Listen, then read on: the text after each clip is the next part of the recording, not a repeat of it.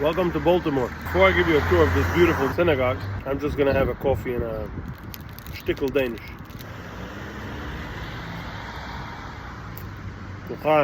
Okay, so I think it's my first time in Baltimore. Here is the Shomer Emunah Shul. Of course, here we have all the hostages for their speedy return. Okay, this is a nice picture. Gita Cook. And here we have the Museli Migdosh. Here we have the shield, the main shield. There's several shtiblach here.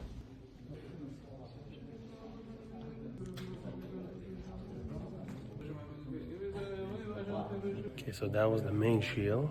What I like very much about it, by the way, if you come here and you forgot your talis, right here, what I like very much is the carpet. Very quiet, very organized, and the seats up on the Oron Kodesh. My dine can definitely use such a seat up on the Oron Kodesh. I didn't see a clock at all in the shield, so when you daven, it's me'al hazman. Here's another shield here. Here's skin here to join the teen minyan. Okay, so this is another, I guess this is the teen minyan. I love this.